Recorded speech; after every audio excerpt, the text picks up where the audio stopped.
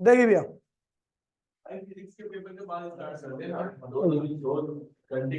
Minute, composition of nucleus. ठीक है भैया, न्यूक्लियस किससे मिलकर बनी होती है? तो आप सबको पता है भैया, न्यूक्लियस के अंदर दो तरह के पार्टिकल होते हैं, एक को प्रोटॉन कहते हैं, एक को क्या कहते हैं, न्यूट्रॉन कहते हैं। ठीक है भैया, तो लिखा proton and neutrons are the main building blocks of the nucleus of all atoms. A nucleus of mass number A, एक न्यूक्लियस जिसका मास नंबर ए होता है। अब आप सोचोगे मास नंबर, देखिए मास नंबर और मास दोनों में क्या अंतर है? देखिए मास नंबर का मतलब होता है प्रोटॉन और न्यूट्रॉन की संख्या। ठीक है, जिसकी वजह से न्यूक्लियस के पास मास आता है उनकी संख्या को, मान लीजिए 4 प्रोटॉन 4 न्यूट्रॉन है, तो मास नंबर क्या होगा? 8। क्या होगा? आप मास नहीं बता रहे, लेकिन ये बता रहे हो कि उसके अंदर जो न्यूट्रॉन प्रोटॉन है जिनकी वजह से उसका मास है, उनकी संख्या कितनी है? 8। मतलब प्रोटॉन और न्यूट्रॉन की संख्या को रिप्रेजेंट करना क्या कहलाता है? Mass number. क्या कहलाता है?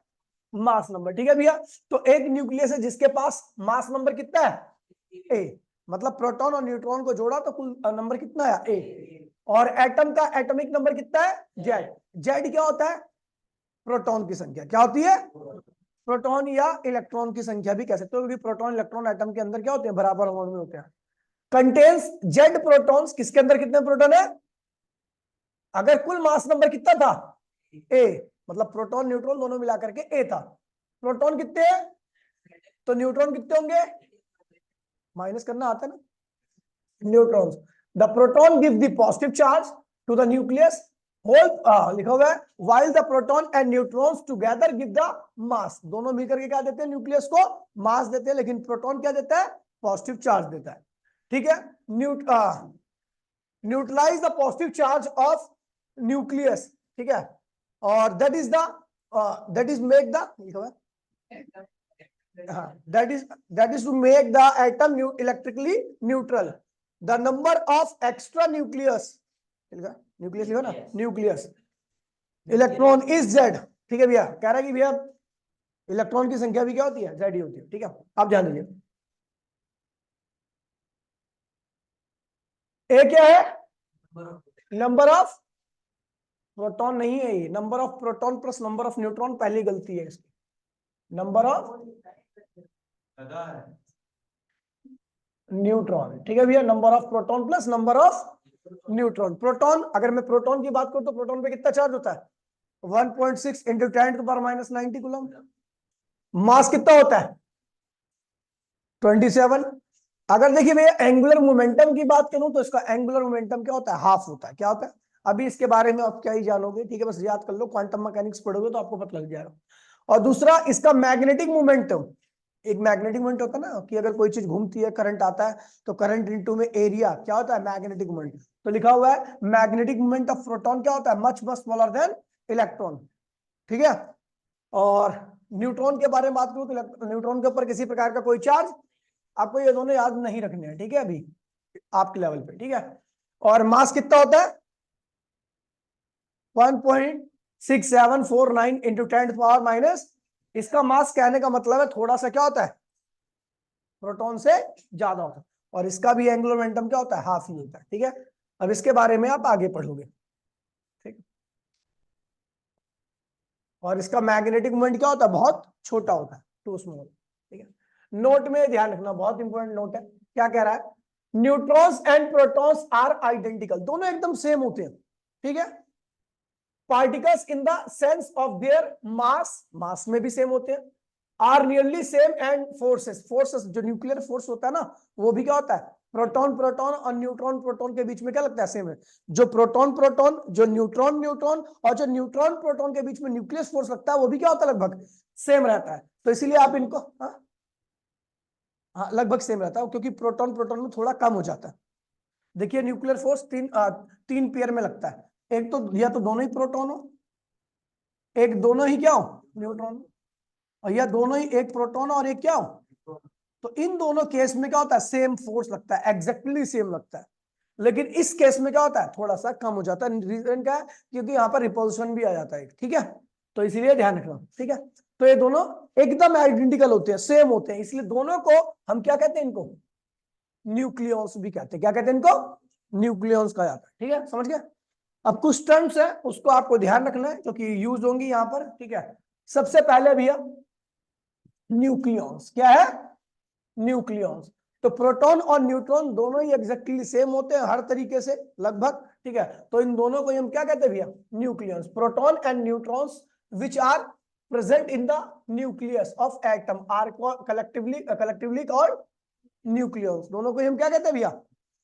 समझ गया? न्यूक्लियस जब भी बोलूंगा तो इसका मतलब ये मत समझना कि मैं प्रोटॉन की बात करूं या दोनों में कोई भी हो सकता है, समझ गए? तो हम न्यूक्लियस इसलिए बोलते हैं क्योंकि दोनों ही क्या है? न्यूक्लियस के पार्ट है। फिर आते हैं भैया एटॉमिक नंबर। क्या आता है? एटॉमिक नंबर होता है भैया प्रोटॉन की संख्या। अब एटॉमिक नंबर में प्रोटॉन ही क्यों बोल रहा हूं? इलेक्ट्रॉन भी तो सेम ही होते हैं, लेकिन रीजन क्या है कि इलेक्ट्रॉन क्या होते हैं?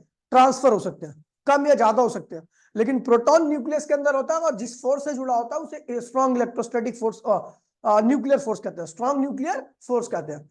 तो उसको ओवरकम करके बाहर निकलना मुश्किल होता है, इसलिए न्यूट्रॉन प्रोटॉन की संख्या न्यूक्लियस में क्या होती है? हमेशा सेम रहती है। इसलिए हम हमेशा जब भी एटॉमिक नंबर की बात करेंगे तो प्रोटॉन की संख्या की बात करते हैं, ठीक है भैया।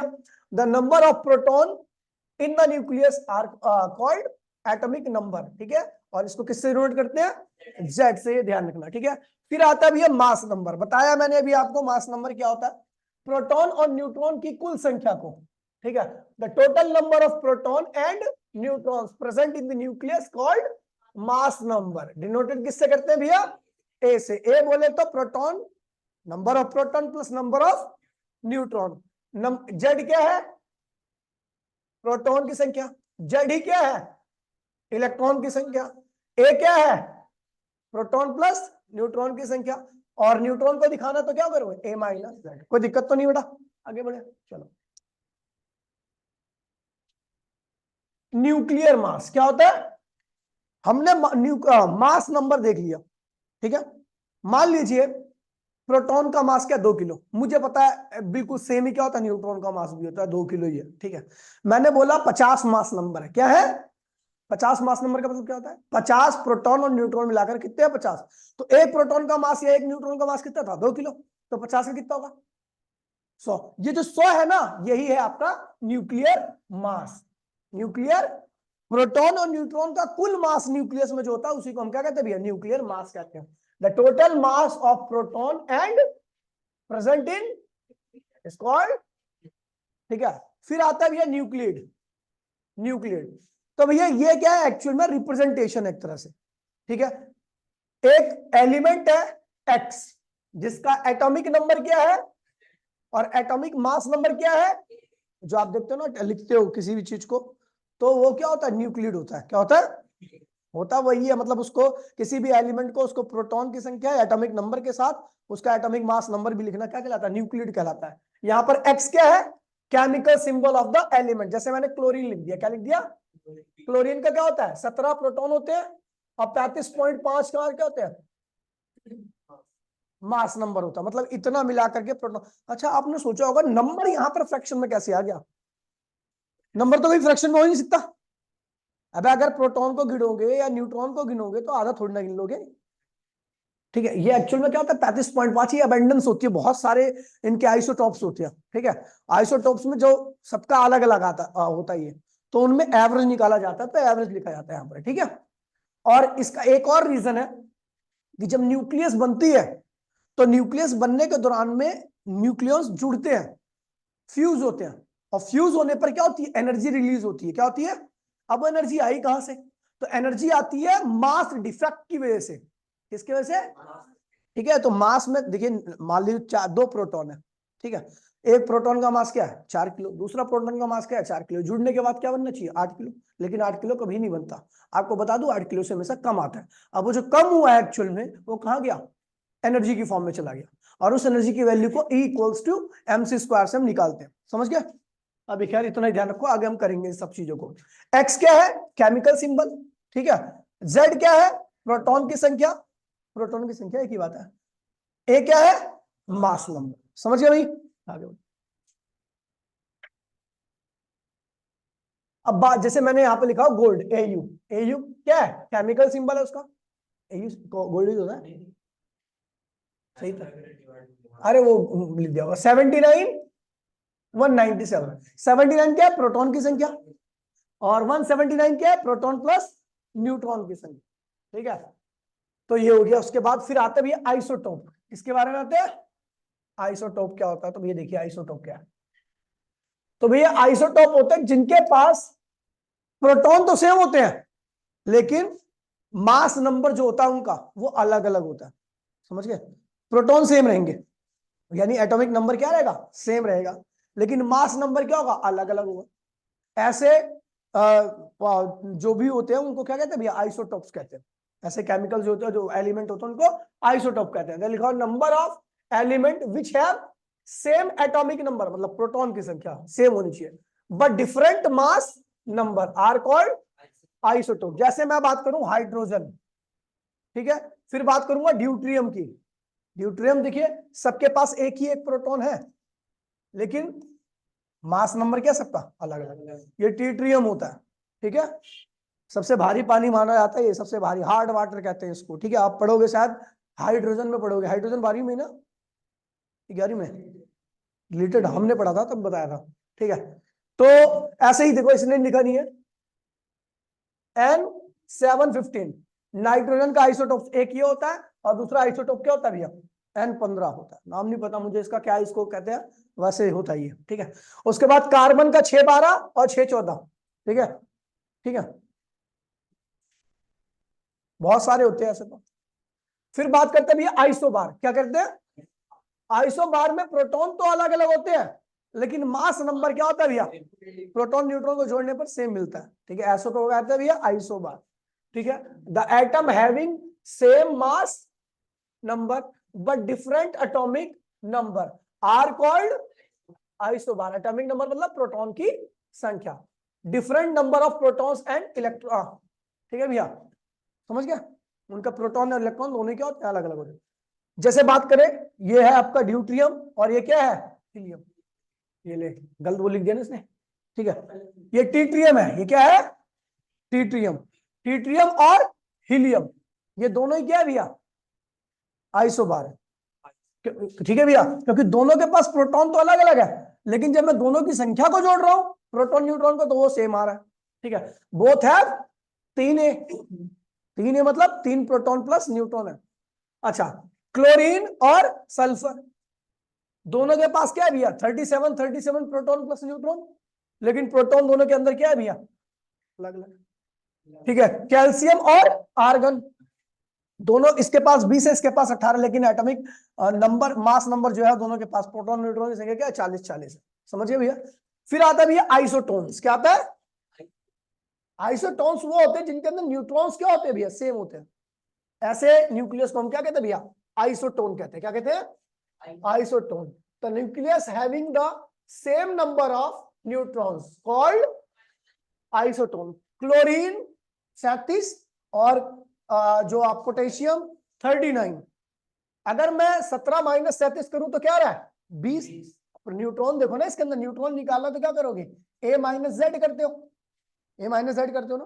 तो ए कितना है, 37 है, और जेड कितना है, कितना आ गया, 20। अब यहां पर करो ए माइनस जेड, तो ए कितना है, 39, और एक जेड कितना है, 19, तो भी क्या आ रहा है, 20। दोनों के पास क्या है भैया, 20 न्यूट्रॉन है। ठीक है, न्यूट्रॉन यानी वो आइसोटोन है। ठीक है, Hg यानी मरकरी, गोल्ड। ठीक है, दोनों के पास कितने हैं, 118। समझ गया। अभी ये चैप्टर बहुत आसान लग रहा होगा आपको, है ना, आगे देखना। नहीं, डरा नहीं रहा, अगर अच्छे से अभी पढ़ लोगे ना तो आगे आसान रहेगा। कुछ चीजें थ्योरेटिकल जो लिखवानी पड़ेगी, ठीक है, बाकी चैप्टर बढ़िया है। ठीक है, इसमें पहले बहुत सारी डेरिवेशन थी, हाफ लाइफ और मीन लाइफ। ठीक है, और ये half life decay, mean life decay, ठीक है, और रेडियो एक्टिविटी, बहुत सारी थी। अब तो सारा आउट ऑफ सिलेबस है, लेकिन मैं कुछ आउट ऑफ सिलेबस चीज जो ज्यादा पूछी जाती है वो कराऊंगा। ठीक है, फिर आता भैया आइसोमर्स। देखिए आइसोमर्स के बारे में आपने नहीं पढ़ा होगा, मुझे पता आपको अभी भी नहीं पता होगा, नाम सुना होगा शायद आपने। 100, हाँ बता, आइसोमर क्या होता है बता, नाम सुना नहीं, होता क्या एग्जैक्टली कोई नहीं जानता, मैं बताता हूँ। देखिए जैसे हाइड्रोजन एटम है, ठीक है, हाइड्रोजन एटम है, तो हाइड्रोजन एटम का इलेक्ट्रॉन क्या है, ग्राउंड स्टेट में। ठीक है, फिर उसको एनर्जी दी मैंने, कहां चले जाएगा, अभी भी दोनों हाइड्रोजन ही तो है, लेकिन जो एक्साइटेड स्टेट में गया उसे मैथ कहते हैं मेटास्टेबल स्टेट। क्या कहते हैं उसको? और जो ग्राउंड स्टेट में, तो ग्राउंड स्टेट में ही है। तो ऐसे दोनों को हम क्या कहते हैं? जो ग्राउंड स्टेट का हाइड्रोजन है और जो मेटास्टेबल स्टेट का हाइड्रोजन है, उन दोनों को आपस में क्या कहते हैं? आइसोमर्स। क्या कहते हैं उन्हें? थोड़ा टेक्निकल वर्ड है, शायद आपको समझ में आ गया होगा, सिंपली वे में बताया मैंने। ठीक है, दीज आर द न्यूक्लियाई, ठीक है, with the atomic number, same atomic number होता है, सेम मास नंबर होता है, but existing different energy state, lower और एक्साइटेड। तो दोनों क्या होंगे? एक दूसरे के आइसोमर्स होंगे। समझ गए भैया? यहाँ पे लिखा हुआ है, मैंने लिखवा रखा है समझने के लिए आपको। ठीक है, a nucleus in ground state and identical nucleus in the metastable, मतलब एक्साइटेड स्टेट, क्या होंगे भैया? आइसोमर्स। ठीक है, समझ गया? मेटास्टेबल मतलब एक्साइटेड स्टेट। ठीक है, ज्यादा स्टैंडर्ड वर्ड है, ये फिजिक्स में यूज किया था, माउंट वाले नहीं आते। अब आता भैया एटॉमिक मास। क्या होता है? पता होगा आपको, 11th क्लास में पहले यही पढ़ा होगा कि कार्बन के 612 का 1/12 मास जो होता है, कार्बन के 612 बोलूं तो 6 एटॉमिक नंबर है, और 12 क्या एटॉमिक मास नंबर है, का 1/12 जो मास होता है वही क्या होता है? एटॉमिक मास यूनिट होता है। क्या होता है? एटॉमिक मास यूनिट, AMU कहते हैं। ठीक है, या UM भी कहते हैं, यूनिफाइड मास। क्या कहते हैं उसे? ठीक है, आप जो पढ़ते हो ना ये सब यूनिफाइड मास है, अब इन दोनों में अंतर है। ठीक है, अभी देखना आप। ठीक है, तो मैंने क्या बोला? Atomic mass. तो one atom atomic mass unit is the defined as the 1/12 of actual mass of carbon 12 एटम। 12 कार्बन 12 का मतलब होता है कार्बन के पास तो प्रोटॉन 6 ही रहेंगे ना, तो 6 फिक्स है। क्या बदलता है? प्रोटॉन पर 12 मास नंबर, तो 12 लिख दिया तो इसका मतलब यही लेना है। ठीक है भैया, तो हमने क्या लिया? एक AMU, एक एटॉमिक मास यूनिट निकाल रहा हूं, तो 1/12 ऑफ कार्बन के 12, कार्बन 12 के एक एटम का मास, तो 1/12 कार्बन के 12 एटम का, सॉरी कार्बन 612 का एक एटम का मास जो होता है वो इतना होता है। ठीक है, जब इसका 1/12 निकाला गया तो ये इतना आया है। कई बार इसको हम लिखते हैं, आपको पूरा याद करना, रीजन पता है क्या? अभी बताऊंगा मैं आपको। जब आप इसके न्यूमेरिकल करोगे ना, तो प्रोटॉन और न्यूट्रॉन, हम कहते हैं कि दोनों का मास अलग अलग है, लेकिन इस लेवल पर जब हम एनर्जी, बाइंडिंग एनर्जी निकालते हैं, इधर देख लो भाई, जब मैं बाइंडिंग एनर्जी की बात करता हूं तो उसमें पॉइंट के बाद 4 डिजिट तक का भी बहुत इफेक्ट पड़ता है। ठीक है, तो कम से कम आपको दोनों के मास को 0.4 डिजिट तक याद करने हैं। ठीक है, वरना मामला क्या होगा? गलत हो जाएगा, आपको क्वेश्चन न्यूमेरिकल नहीं बन पाएंगे। और बहुत आसान न्यूमेरिकल है, मैं गारंटी ले रहा हूँ एक न्यूमेरिकल आएगा यहाँ से। ठीक है, किस पे आएगा? बाइंडिंग एनर्जी पे। किस पे आएगा?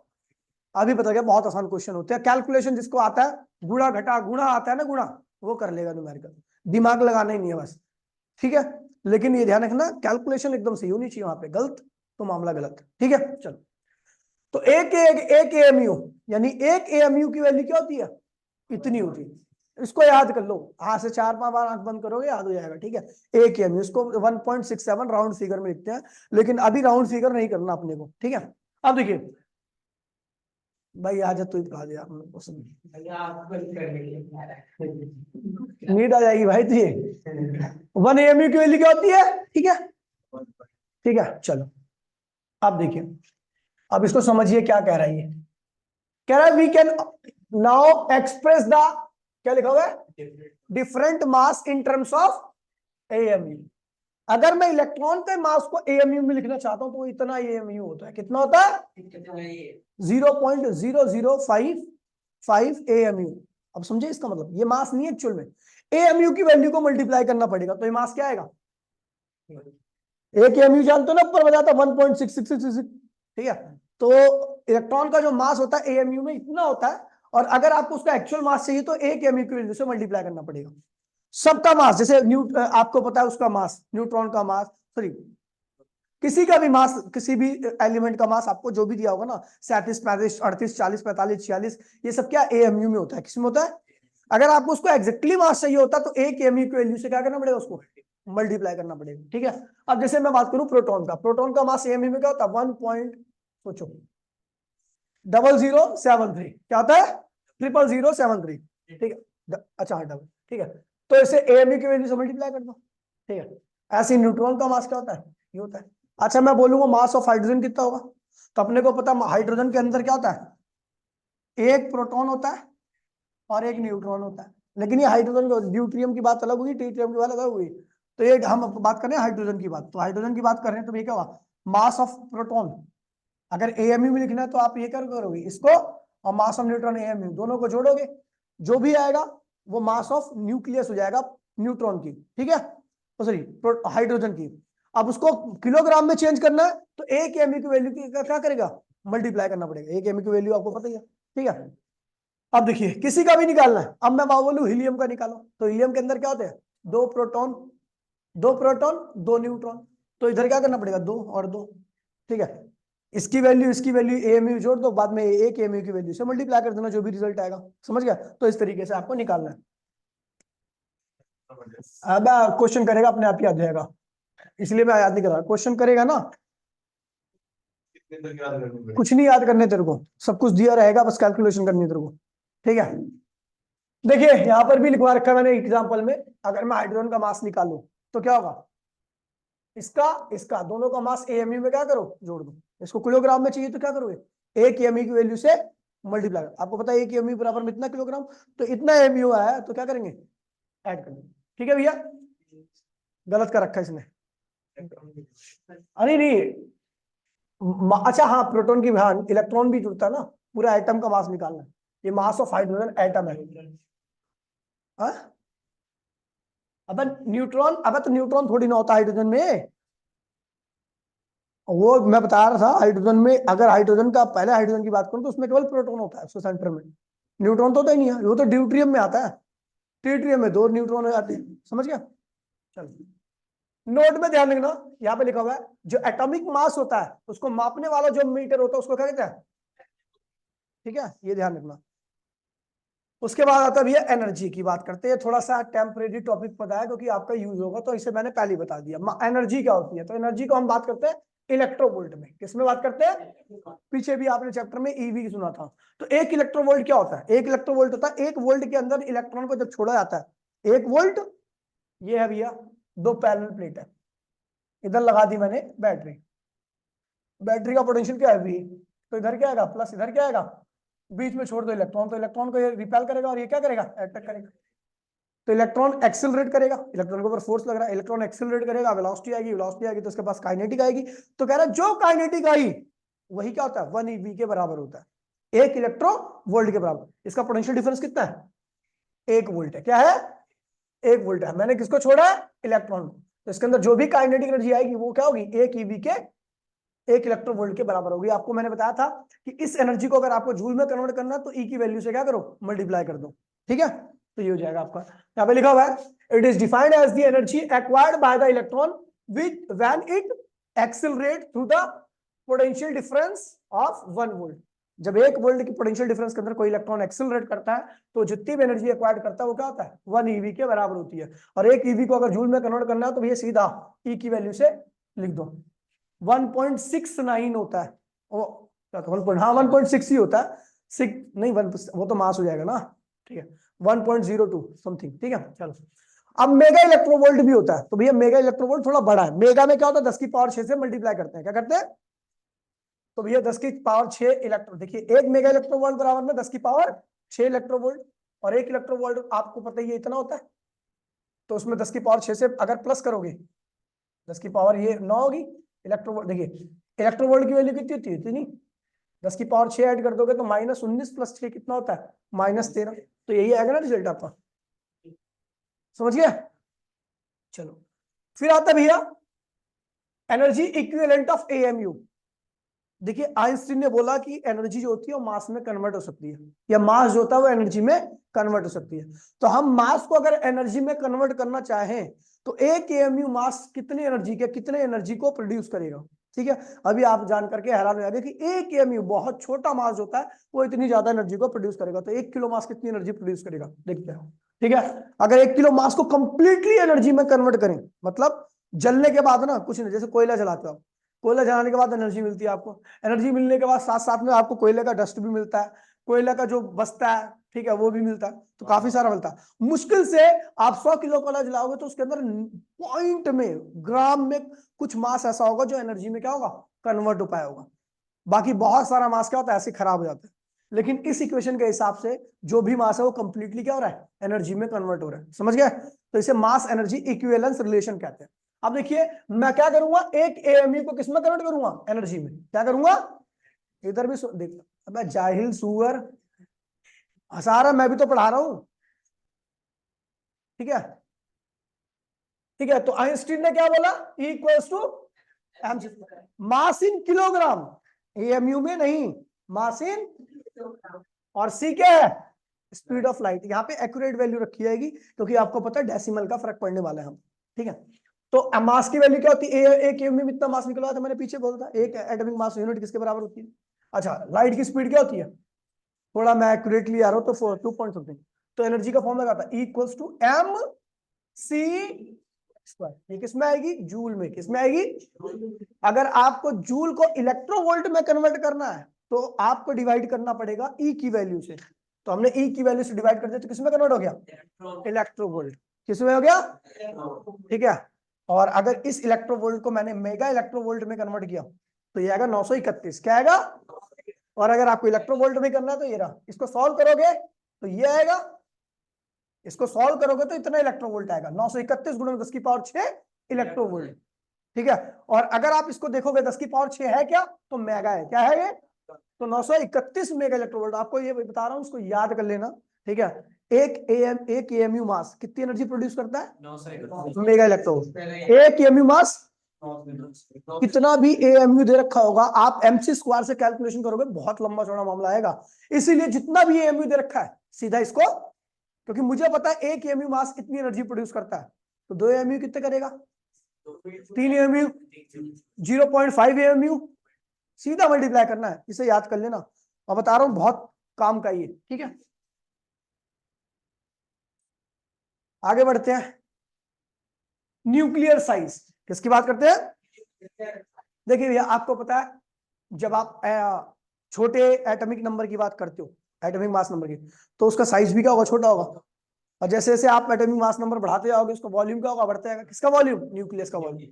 तो ध्यान रखना, बाय ऑब्जर्वेशन क्या लिखा हुआ है, वॉल्यूम ही एक बात है, साइज वॉल्यूम। ठीक है, तो बाय ऑब्जर्वेशन क्या है भैया, कि जो वॉल्यूम ऑफ न्यूक्लियस है वो क्या है, न्यूक्लियन की संख्या के क्या होता है, डायरेक्टली एक है, न्यूक्लियन की संख्या तो है, एक ही बात है। ठीक है, उसका डायरेक्टली होता है। अब आपको पता है ये न्यूक्लियस कैसी, हम वैसे आपको बता दूं कि न्यूक्लियस की कोई वेल डिफाइंड बाउंड्री नहीं होती। आप नहीं बता सकते स्पेरिकल है या क्या है, लेकिन हमने एज्यूम कर रखा है और हम यही पढ़ते आए कि न्यूक्लियस कैसी होती है, स्पेरिकल इन शेप होती है। समझ गया, उसकी एक वेल डिफाइंड बाउंड्री होती है। मैंने माना है, एक्चुअल में नहीं होता। तो भैया अगर ये वॉल्यूम, ये स्पेरिकल है तो स्पेयर का वॉल्यूम क्या होता है, 4/3 पाई आर। वो किसके डायरेक्टली होगा, आपको बता दूं जहां प्रोपोर्शनली लग जाता है ना, वहां पर कांस्टेंट नहीं लिखे जाते। 4/3 और पाई दोनों क्या है, कांस्टेंट। हटाना पड़ेगा मुझे, ये हटा दिया मैंने। अब इस क्यू को इधर लेंगे तो एक ही पावर क्या हो गया, 1/3। और आर इक्वल्स टू में यहाँ पर प्रोपोर्शनलिटी साइन, इसे इंपीरियल कांस्टेंट कहते हैं। क्या कहते हैं इसे, खैर इसको याद नहीं करना, बस केवल इसकी वैल्यू याद करना है। 1.2 फर्मी, 1.2 फर्मी बोले तो 10 की पावर, तो इतना होता है आर नॉट की वैल्यू। ठीक है, आपको कौन, और इसके क्वेश्चंस आते हैं, अभी कराऊंगा अगली क्लास में, अभी तो खैर नहीं करा पाऊंगा। फर्मी, फर्मी डिस्टेंस की यूनिट होती है न्यूक्लियर साइज के। देखिए न्यूक्लियस डेंसिटी, डेंसिटी क्या होता है भैया, मास अपॉन में। अगर मैं न्यूक्लियस की डेंसिटी निकाल रहा हूं बेटा, चप्पल से मारूंगा क्लास खत्म होते थे। ठीक है, डिस्टर्ब करते हो खाम खाई। ठीक है, अब मैं बात कर रहा हूँ न्यूक्लियस की डेंसिटी की। न्यूक्लियर डेंसिटी की बात करूँ तो भैया, न्यूक्लियर डेंसिटी की बात करूंगा तो न्यूक्लियस का मास और न्यूक्लियस का वॉल्यूम की आवश्यकता है मुझे। तो मास ऑफ न्यूक्लियस और नीचे क्या आएगा, वॉल्यूम ऑफ। अगर मैंने बोला ए क्या है, मतलब प्रोटॉन न्यूट्रॉन की संख्या, और एम क्या है, गलत लिख दिया इसने, ये मास ऑफ न्यूक्लियस नहीं है, ये मास ऑफ न्यूक्लियन है, single nucleon, mass of single nucleon. ठीक है, सिंगल, ले भाई, नहीं भाई ऐसे नहीं, मास ऑफ सिंगल न्यूक्लियन। ठीक है भैया, मतलब एक न्यूक्लियन का मास क्या है, m है। अपने पास कितने न्यूक्लियन है? ए। तो कुल मास कितना होगा? m है। न्यूक्लियस का मास आ गया। नीचे न्यूक्लियस का वॉल्यूम चाहिए। न्यूक्लियस कैसी होती है? स्फेरिकल होती है। न्यूक्लियस का वॉल्यूम का तो 4/पाई r क्यूब। r की वैल्यू क्या रखी है? ठीक है, तो r0 a⁴ ये क्या हुआ? जब इसका आप क्यूब करोगे तो r0 का क्यूब हो जाएगा, और जब इसका क्यूब करोगे तो 3 से 3 क्या हुआ? कैंसिल होगा, तो केवल क्या बचेगा? a से क्या हुआ? कैंसिल।